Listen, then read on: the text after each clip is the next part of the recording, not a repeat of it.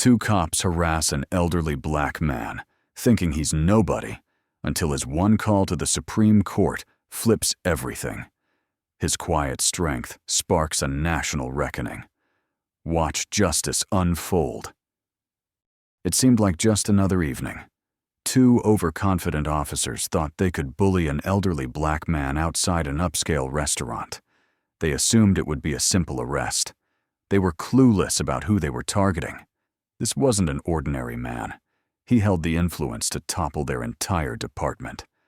What follows is a lesson in composure, authority, and justice that leaves no escape. Believe me, the ending will stun you. Tell us where you're watching from and when you're tuning in. Leave a comment below and be sure to like and subscribe for more impactful stories. The city's neon lights cast a warm, golden glow over the streets as jazz melodies drifted from the Velvet Note, one of Chicago's premier jazz clubs. Expensive cars parked along the curb, their owners stepping onto the smooth sidewalk in polished shoes and heels. Laughter, perfume, and the subtle confidence of the city's elite filled the air. Doormen stood rigid, eyes scanning each guest, a quiet protector of exclusivity. Just outside, William Will Thompson, aged 78, adjusted his three-piece suit's cuffs. His stance was upright, dignified, commanding respect without a word. His silver hair was neatly combed, his deep brown skin etched with the gentle lines of a full life. He wasn't restless. Will never hurried. He stood calmly in the cool Chicago night, waiting. Inside, his grandson, Daniel Thompson, a sharp Harvard law student, was finishing a networking event with peers. Will had opted out of joining him. This was Daniel's time to carve his own path, free from his grandfather's towering legacy. Yet, as always, Will reassured him, "No rush. I'm right here." The night flowed as it often did in such a city, graceful, predictable, routine. Will inhaled deeply, savoring the scent of rain on pavement and the faint whiff of bourbon from the club. Then, the mood shifted. A police cruiser lingered across the street. Two officers inside paused their chat, their gazes fixing on Will. Officer Ryan Caldwell, a mid-30s man with a chiseled jaw and a record of unchecked ego, leaned forward, smirking. Next to him, Sergeant Thomas Hayes, older and hardened but equally biased, exhaled sharply, gripping the steering wheel. "Check this guy out," Caldwell muttered, his grin widening. "Acting like he runs the place." Hayes nodded, his lips curling downward. "They're getting cockier every year," he growled, probably waiting to scam some rich folks for cash. For a moment, they stayed still, watching, expecting Will to shrink, step back, or acknowledge their unspoken power. He didn't. He stood firm, eyes steady, hands neatly in his coat pockets. That was enough. Caldwell opened the door. "Time to show him his place," he said. Hayes followed, adjusting his belt as they crossed the street with a slow, purposeful stride, minds already made up. Will didn't turn as their footsteps neared. He'd known men like them his whole life, and understood this was just the start. The glossy pavement shone under streetlights as Officer Ryan Caldwell and Sergeant Thomas Hayes approached William Will Thompson. Their pace was deliberate, predatory. They weren't just nearing him. They were closing in. The air crackled with the silent weight of their authority, a verdict already formed. Will heard them but didn't budge. He remained calm, collected, unshaken. He'd faced their kind before. Names and badges changed, but their arrogance stayed constant. "Sir, you need to move on," Caldwell said, his tone laced with smug superiority, expecting instant compliance. Will took a deep breath, pausing before glancing at them. Caldwell stood slightly forward, his smirk barely hidden, relishing the moment. Hayes rested his hands on his belt, fingers grazing his baton, his face showing faint amusement, as if this were a game. "I'm waiting for my grandson," Will replied, his voice even and clear. Caldwell tilted his head, scoffing softly. "Here's the deal. You've been loitering too long, and we've got reports of suspicious behavior," he said, stretching the words, setting a trap to snap shut. Will met his gaze unflinching. "Suspicious behavior?" he echoed, his tone flat, already knowing the answer. Hayes sighed, as if annoyed by a trivial chore. "Just get moving, okay? We won't say it again," he said. Will didn't budge. He didn't waver. Instead, he slowly reached into his coat pocket, movements careful and precise. He pulled out his wallet and offered it. "You'll want my ID, I presume," he said, his voice steady. For a split second, hesitation flickered across Hayes's face. A twitch of annoyance tightened Caldwell's jaw. Then, abruptly, Caldwell swatted the wallet from Will's hand. It hit the pavement with a soft thud, landing near the curb, bills and cards scattering on the concrete. Will didn't react. His expression shifted, not to rage or fear, but to a deep, unsettling calm, a patience so honed it transcended silence. Hayes stepped forward, his boot pressing the wallet into the ground. "Didn't ask for ID," he muttered. Caldwell gave a cold chuckle. "Trouble following orders, old man?" he taunted. Will's hand stayed at his sides, his posture firm. He didn't glance at the wallet under Hayes's boot or Caldwell's smug face. Instead, he let the moment linger, the weight of their actions settling. Then, with quiet conviction, he said, "You're making a grave error." Hayes exhaled sharply, leaning closer, his voice low. "Oh yeah?" he murmured. "And what's gonna happen here, huh?" Will's gaze held steady. "You'll see soon enough," he said. The air shifted subtly, a silent warning they ignored. They'd already decided the outcome. Hayes ground the wallet harder into the pavement, his lips twitching as if challenging Will to react. 3 seconds to walk, or we'll make you," he said. Will stood still. "I've told you," he said, his voice measured, the kind that once commanded courtrooms, shaping a nation's laws. "I'm waiting for my grandson on a public sidewalk. You have no legal basis to move me?" Caldwell laughed sharply, stepping closer, his breath carrying traces of cheap cologne and coffee. "No basis?" he sneered, fingers twitching at his belt. "You don't tell us how this works." Hayes kicked the wallet aside, a credit card sliding free. "Funny," he muttered. "A guy like you, hanging around a place like this, alone, this late? Bet that card's stolen." The accusation hung there, bold, absurd, yet delivered with such ease that they expected no pushback. Will exhaled slowly, not from anger, but with a cold clarity forged over decades of such encounters. "I urge you to reconsider," he said, his words heavy with certainty. Hayes's smirk wavered briefly, but Caldwell stepped up, his tone darker. "You think we need your okay to do our job?" he snapped, seizing the moment.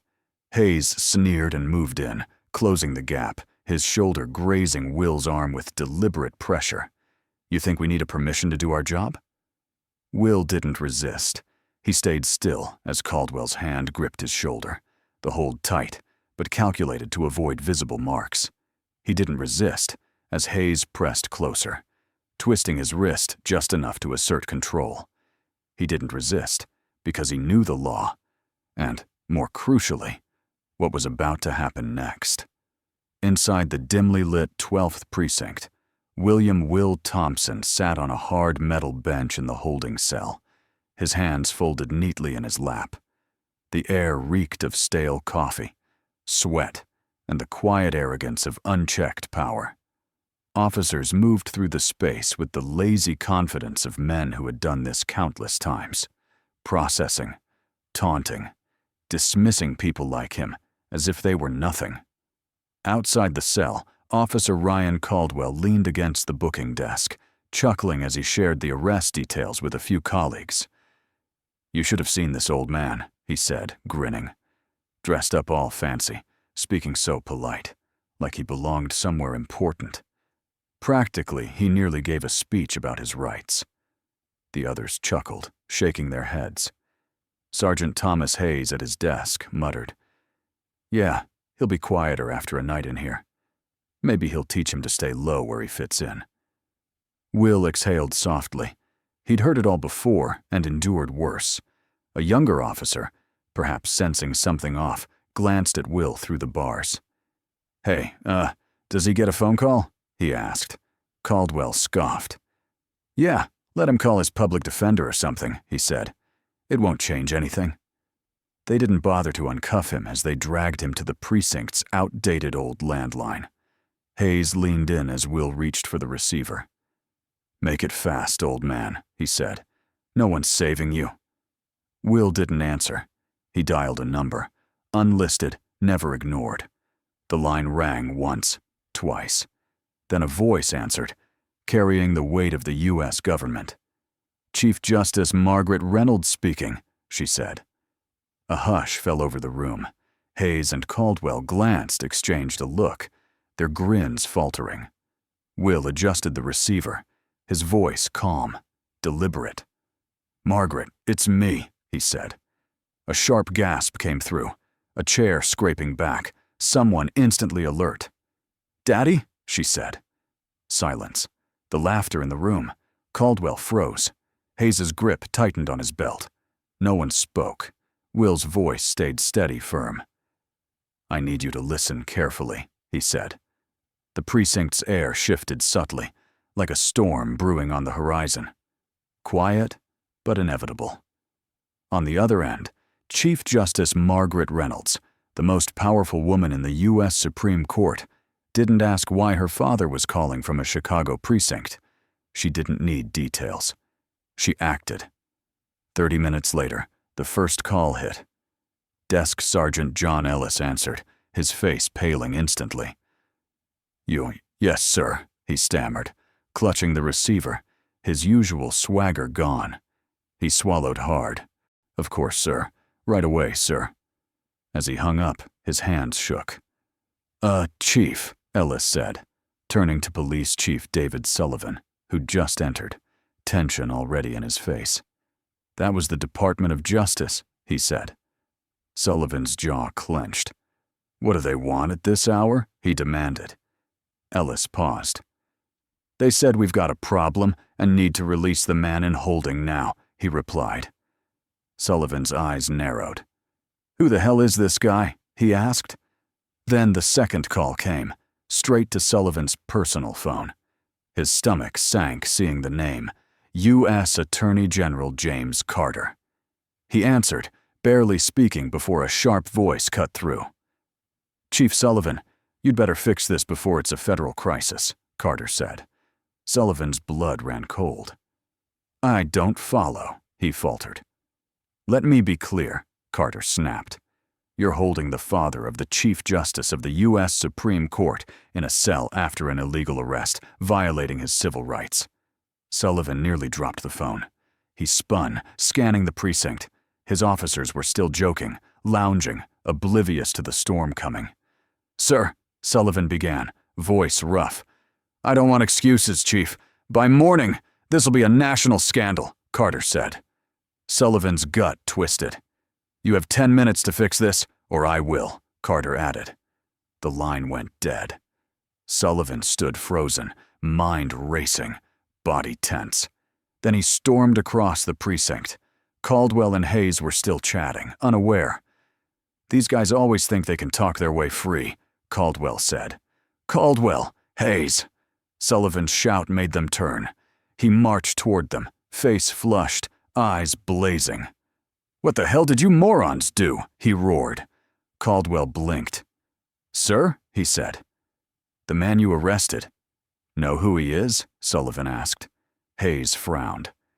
"Just some old guy outside a club. We had complaints," he said. "You arrested the Chief Justice of the U.S. Supreme Court's father, you idiots!" Sullivan snarled. Their faces paled. Hayes's mouth opened, silent. Caldwell stiffened, hands clammy. "That's not possible," he muttered. "It's done," Sullivan hissed. "And now, thanks to you, I've got the DOJ, the Attorney General, and probably the White House on my back." He snatched keys from Ellis's desk and charged to the holding cells. He flung the door open. Will sat, calm, patient. Sullivan sucked in a breath, jaw tight. "Mr. Thompson," he said, voice strained, "you're free to go." Will didn't move. He met Sullivan's eyes with quiet certainty. "I know," he said. The precinct had lost control. Will held it, and they'd soon see how deep their error ran. The 12th precinct's walls felt fragile. Once a hub of smug power, it now stood silent. Not from order, but fear. The kind that grips men who realize their mistake is irreversible. The storm had hit. Chief David Sullivan stormed through the precinct, fury and panic in his eyes. The Attorney General's call echoed in his mind. The Chief Justice's father was detained in his precinct because 2 reckless officers didn't check ID. He was on a time bomb. If he didn't act, it wouldn't just end Caldwell and Hayes' careers, it'd be his. Reaching the holding cells, Sullivan threw the door open, desperation bare. William "Will" Thompson sat, composed, unshaken, powerful. His hands rested lightly, posture regal, face unreadable. He'd been waiting for them to catch up. "Mr. Thompson," Sullivan choked out, "you're free to go." Will didn't stir. He looked at him, knowing the outcome. "I know," Will said, voice smooth, deliberate, striking like a gavel. Sullivan's jaw tightened, keys gripped hard. He hated this, but it didn't matter. "Sergeant, uncuff him now," he ordered. Hayes and Caldwell stood rigid behind him. They hadn't moved since Chief Justice's father was said. They'd skated by before, but not now. Hayes stepped forward, hands trembling, fumbling the cuffs off Will's wrists.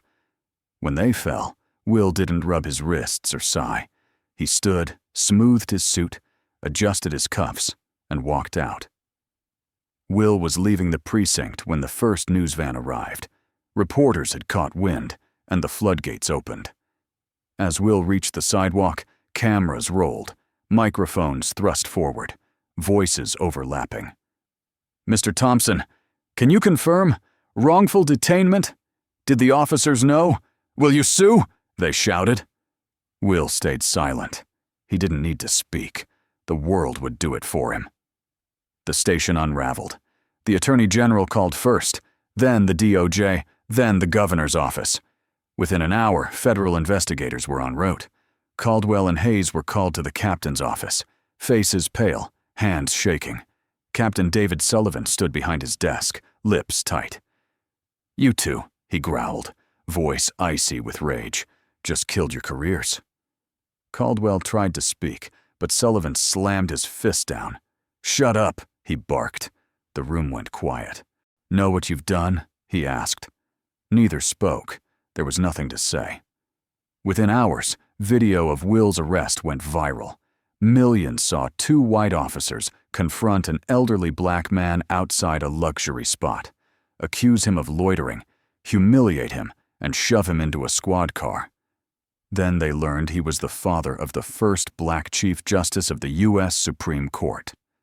Outrage erupted. Civil rights groups, lawmakers, activists, celebrities demanded justice. Headlines flooded media.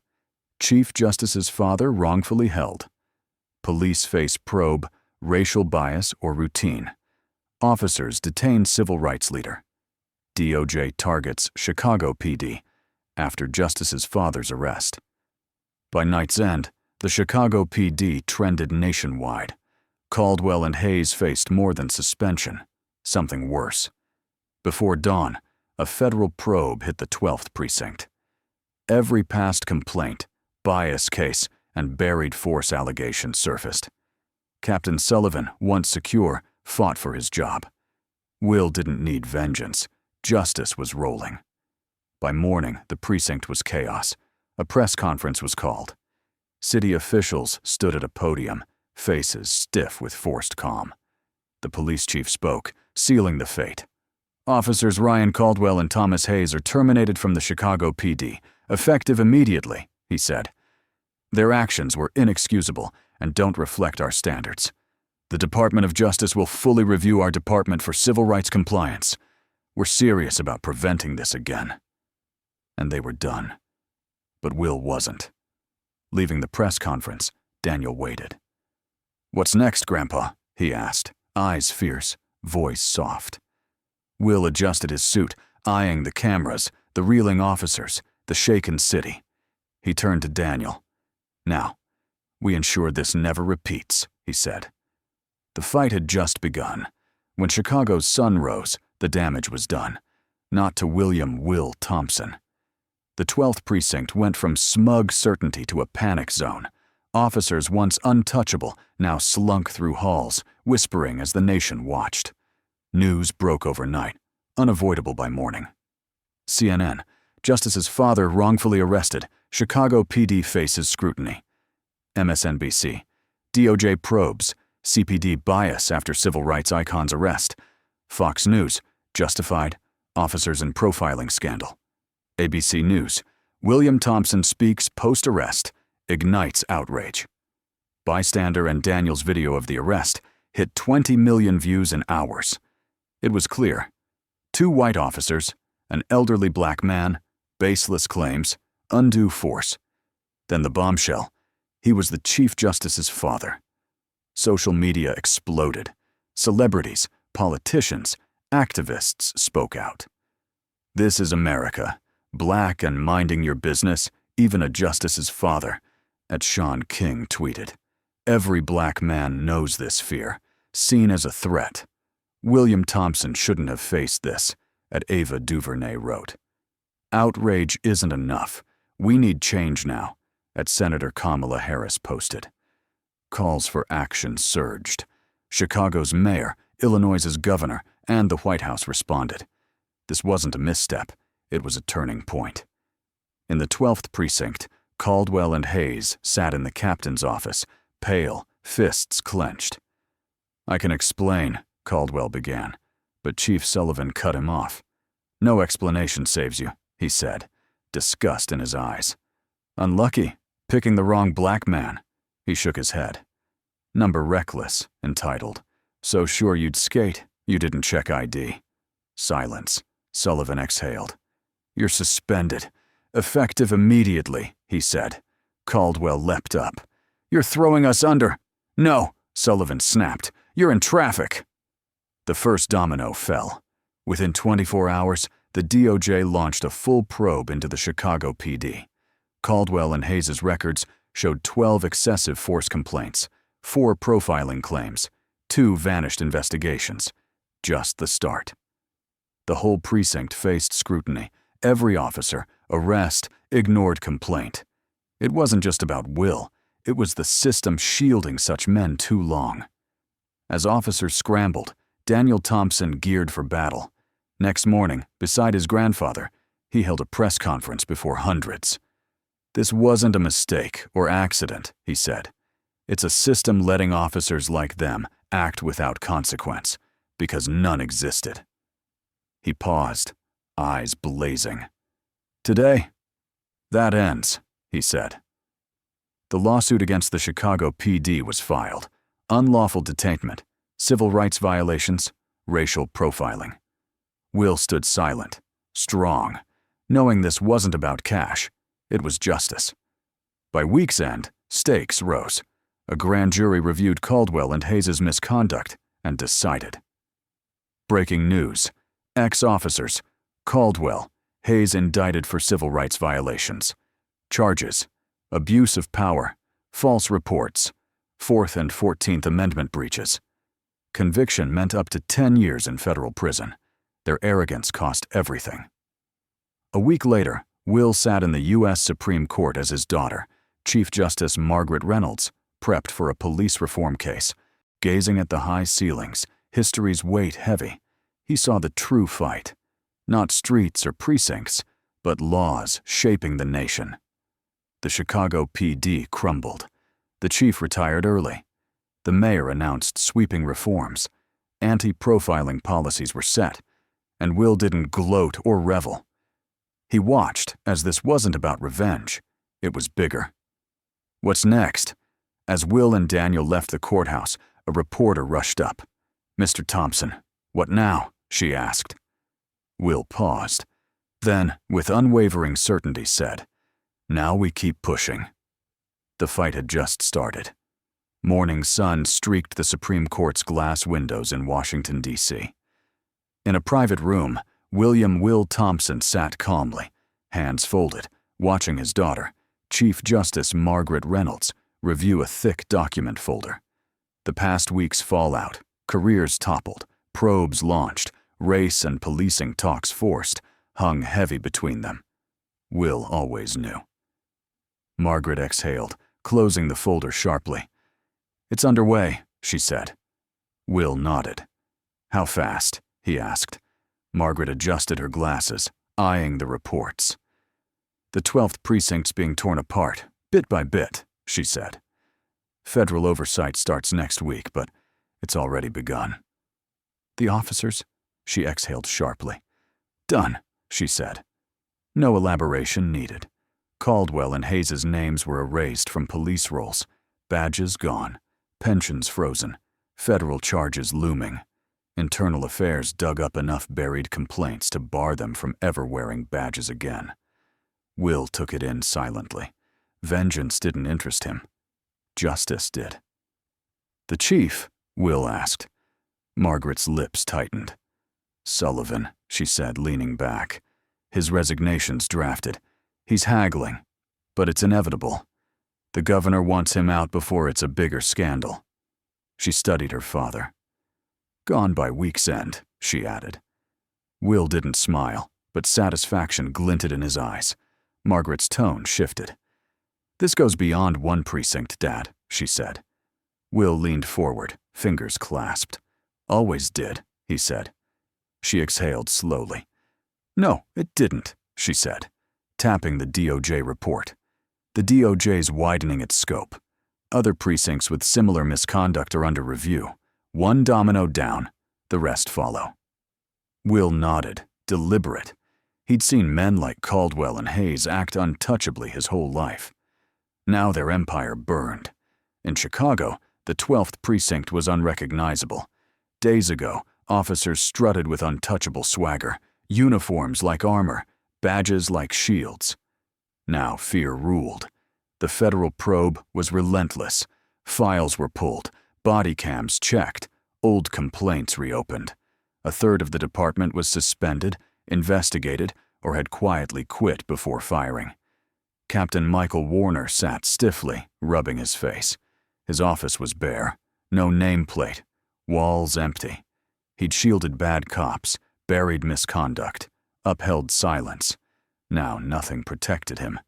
He'd known it was over when William Will Thompson left his cell. A sharp knock startled him. The federal oversight team had arrived. Warner inhaled, grabbed his coat, and left for the last time. 3 weeks later, in a packed federal courtroom, Caldwell and Hayes sat at the defense table, tense, slouched. Their uniforms were gone, replaced by cheap suits. No smirks, no arrogance. They were on trial. Evidence piled high, profiling, excessive force, fake reports. At the center, William Will Thompson. He took the stand, composed as ever. "For decades," he said, voice steady. "Men like them acted without fear. Not from courage, but because they thought they were untouchable." He paused, letting silence settle. "Today, they learn power belongs to those who earn it," he said. Verdict: guilty. 10 years in federal prison for civil rights violations. Will didn't glance at them. They didn't matter. The trial done, real work began. In a rare press conference, Illinois' governor faced microphones. "We're acting now to reform policing here," he said. "It starts with accountability." The Thompson Act was signed that day. Strict anti-profiling rules, independent oversight boards for every Illinois police department. Next, body camera rules went federal. It was real change's start. A week later, Will walked the Supreme Court's halls with Daniel. He sat in the front row as Margaret prepped a landmark police reform case. As the room filled, Daniel leaned close. "Will they ever change?" he whispered. Will exhaled, watching the justices enter. "Some will," he said. A pause. "Those who don't will learn soon enough," he added. Outside the courthouse, a journalist rushed up. "Mr. Thompson, case over. What's next?" she asked. Will adjusted his cuffs, voice calm. "Now?" he said. "Now. We ensure it never repeats." He walked away. Not a victim, but a man who redefined power. Justice wasn't one night, one case, or him. It was the fight just begun. William Will Thompson's story isn't just justice. It's a guide for change. It shows power lies not in badges or titles, but in knowledge, patience, and standing firm. One lesson: know your rights. Will never fought back or shouted. He knew the law better than his oppressors. Education and awareness are our strongest tools against bias. Another lesson: change takes time, but every step counts. Will's steady defiance, Daniel's legal battle, Margaret's court influence built a movement. We must speak out, hold systems accountable, demand reform. In communities, workplaces, courts. Finally, the story teaches perseverance's power. Will didn't chase revenge. He sought lasting change. We should aim not just to win fights, but to craft a world where such wrongs don't occur. If you stand for justice and doing right, like this video, subscribe, and turn on notifications to catch every story that matters. Keep the talk alive. Comment below. What must change in our justice system?